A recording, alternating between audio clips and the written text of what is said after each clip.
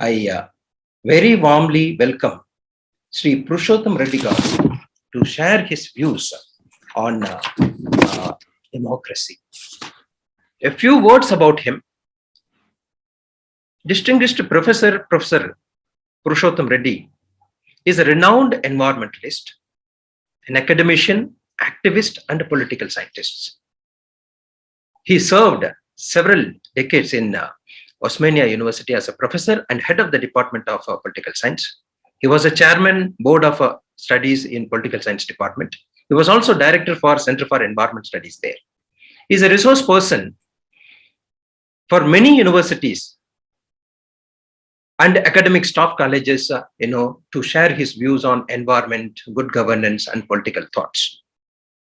He swung into action, particularly in environment field, when the Bhopal gas tragedy happened in 1984.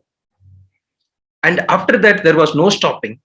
He has done several, programs and initiatives involving the local people and the students in promoting the cause of environment.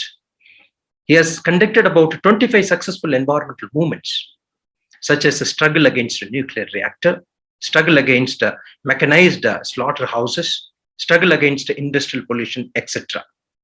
He was also a member of an expert committee of Andhra Pradesh Pollution Control Board. He has authored several books, including Environment Education in 2002, The State of Environment in Andhra Pradesh, a Citizen's Report. We are very happy to have you here, sir. Over to you, sir. Thank you very much. Thank you so much, Professor Pushpakumar Garu. We are all here, gathered here on a very important, on a very pious job to discuss the importance of democracy and to review the status of democracy in the contemporary world. As all of you are aware, friends, we have distinguished members. Democracy is not a new idea. Humanity, that is Homo sapiens, have been toying with this idea of self-governance for thousands of years.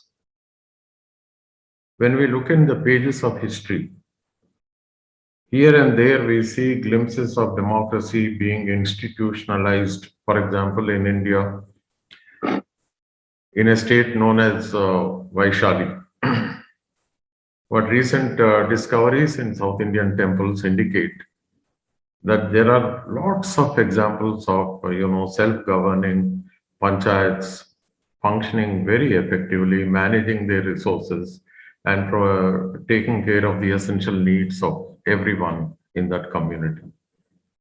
But whenever we talk of democracy, naturally we are reminded of Athenian democracy. And the moment we say Athens, we are reminded of Pericles, and Pericles symbolizes one of the finest module of democracy in ancient Western world. Unfortunately, after Pericles, Athenians fell and it was conquered, and once again monarchies and emperors came to control. And this is not just the case of Athens. It happened in Rome. Rome also was a democracy, but then very soon fell into dictatorship. Emperors, the kings have destroyed, trampled democracy in most part of Europe. Believe me, sometimes I feel that the French Revolution, I don't agree with the guillotines part of it, but the anger of the citizens was so much that they set up guillotines and beheaded hundreds of noblemen, so-called noblemen. When we look at the march of democracy, Jayapal Reddy, in his wonderful book, believe me, the 10 ideologies which has been published, and the chapter on democracy has always inspired me. I have taught this subject for nearly 4 decades, and believe me, this particular chapter on democracy inspired me, and it has made it easy for all of us to trace the origin and the growth of democracy, the difficulties it faced, and he gives He progresses. In fact, he dots everything, right from the Magna Carta to then the English Revolution, the American Revolution, the French Revolution, and also this Orthodox Church, which was, controlling. It had its presence felt in Northern Europe, and wherever Orthodox Church was there, because they had silenced dissenters. With the result, the impact of Renaissance and the winds of change did not blow in those areas. As a result, we noticed that in the entire today's former Soviet Russia and present day Russia and the Eastern Europe, we still see nations trying to find their feet. This is an important observation. I just would like to move further. And in this march of democracy, stabilization of democracy, there were struggles to attain universal suffrage, voting rights for everyone. And this was a continuous battle. And also, they had to struggle against the property requisites to get the voting rights. Simultaneously, it's important that we notice democracy manifests, but again slips into dictatorship. And India is one of the few examples where, in 1975, we had the experience of living in an emergency. Our fundamental rights were frozen, and we are here very happy to have our national editor, political editor, Vinod Sharma. And I remember I was in Delhi in those days. And, on the day when emergency was imposed, the next day, most papers published from Delhi, their editorial column was blank. That indicates that was a very unique way of protest, and we need to take note of it.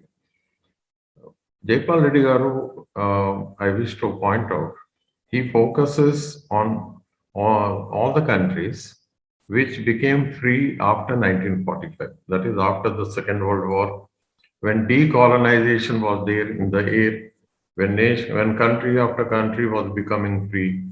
Jaypal Reddy Garu, in his book, he emphasizes that India was a wonderful exception. The reason is India's long drawn struggle, and what a epic struggle it was. Well, people take from 1857, but we can go a little further also and include all those movements which were basically aimed at liberating India from their typical medieval mindset, including the Bhakti movement and all these things. It may today, by today's standard, they appear as backward, but we need to go back to the timing. Sensitizing the people on whatever issue, enabling people to come together, facilitating convergence. That was the approach. Simultaneously, thanks to people like Raja Ram Mohan Roy, there was this renaissance, a kind of a liberation movement, enabling people to come out of their typical mindset. Think of India about 150 years ago burning the brides and also the widows in the event of the husband die, and the practice of sati. I mean, we were definitely we should hang our head in shame the way we lived in the past, but then we came out of all that. And believe me, from 1885, with the birth of Indian National Congress, I'm not giving credit to any political party. Indian National Congress those days was symbolized India's freedom struggle. And it's not possible to take the names of all the people who participated, but suffice it to say that right from 1885 to 1947, every year was important. India was marching, India was graduating, India was struggling to be free. And of course, it took some time. Initially, the Indian freedom struggle was confined to the cities of Bombay, Calcutta, and Punjab, certain areas, but later on it became regional. And ultimately, with the advent of Gandhi, it became national. Now, the question is, even as India was struggling for freedom, thanks to the very eminent lawyers and the advocates, they sacrificed their professions, they came into the mainstream, and they provided a very strong basis, educating the people of India of their basic rights and sensitizing them. And every Indian National Congress session, right from 1920 onwards, even earlier, we take it as a milestone in constitution making. Looking back, when we take into consideration the Government of India 1909, 19 and 1935 Acts, plus the Indian National Congress annual sessions, there was tremendous discussion on fundamental rights, on federalism, on inclusiveness, on secularism. So finally, when India started writing its own constitution, right from 1946 to 49, and what a galaxy of people were there in the Constituent Assembly.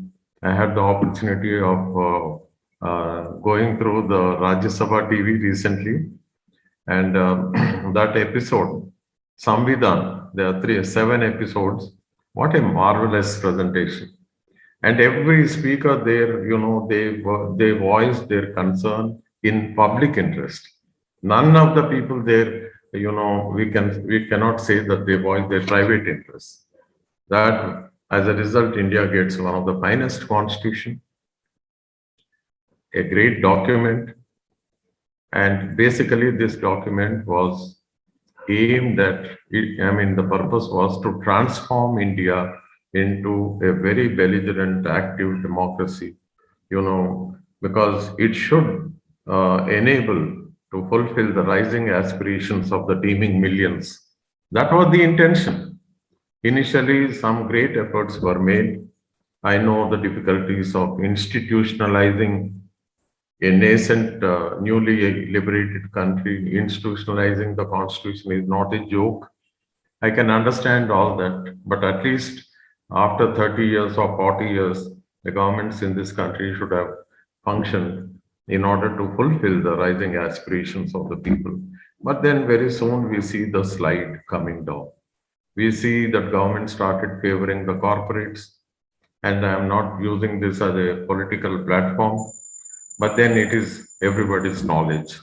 Today, unfortunately, most political parties are in the grip of these corporates because for election funding, they go to the corporate, and they sometimes, I have a feeling, they voice the concerns of the corporates more than the uh, than the common man. Lastly, sir, I would like to conclude in about 2 minutes' time in view of the shortage of time. I wish to once again go back to Jaipal Reddy Garu. He was a great parliamentarian. He was acknowledged by recognizing him as with the best parliamentarian award.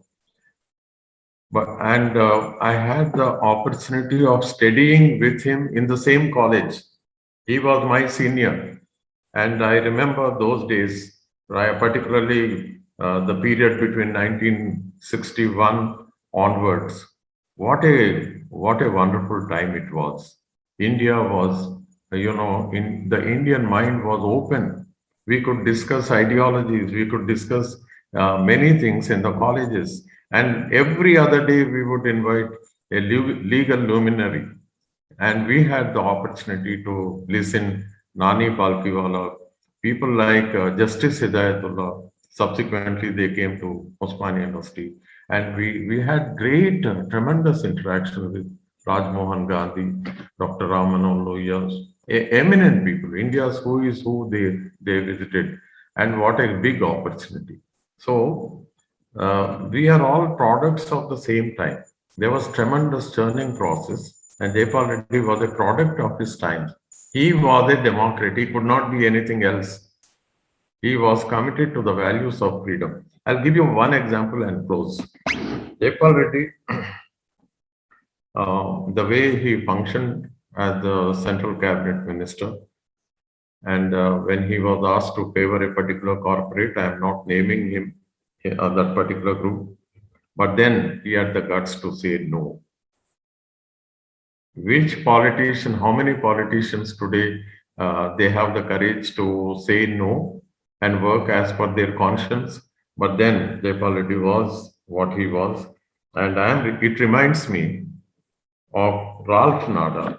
I wish to read one quotation from Ralph Nader, who cautioned about the safety of democracy in a corporate world. Ralph Nader cautioned about the safety of democracy in a corporate world. And within quotes, the truth is that liberty in a democracy is not safe. If the people tolerate the growth of private power, if the people tolerate the growth of private power to a point where it becomes stronger than the democratic state itself, it is then that the corporate will dictate terms. This is happening not only at the national level of India, in most of the states it is happening. I don't want to take the names, but then it is evident. You come to Hyderabad, you can see the rise of corporate during the last 7 years. And they dictate terms. It is there happening in Bombay, in Madras, everywhere. This is not good. It is our country. We all came together. We prepared the constitution. We adopted it. The entire constitution runs in the name of we the people. And when we have problems, we approach the judiciary with great hope and expectations. And the Supreme Court of India has been definitely favoring. It has been going to the rescue of the poorest of the poor. There is no doubt, thanks to Justice Krishna Iyer, Justice Bhagwati, and because of my friend MC Mehta, thanks to very respected figures like as we have Justice Patnaik, one of the most respected figure. Supreme Court has been functioning extremely well. Now, what is our grouse? We find that justice is not reaching us because in between you have a bureaucracy.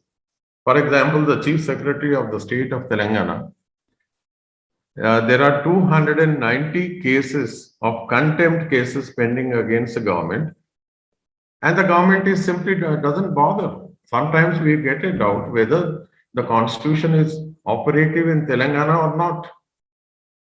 These are very serious issues, very serious observations, and being a political scientist and an academic for so many years, with a lot of pain in my heart, I have spoken these. My love for democracy is infinitely more, and I thank Professor Pushpa Kumar Garu for giving me this wonderful opportunity. Thank you very much, sir. It's really, pleasure listening to you. Your cherished, knowledge in the field that you have taught for several years, and your, nostalgic thoughts. When you spent time with Jayapal Reddy Garu, and how he used to work, and how you connected all those, struggles and difficulties of, functioning with the modern day issues that, now we are facing. Thank you so much, sir. Really enriched the thought process now we are,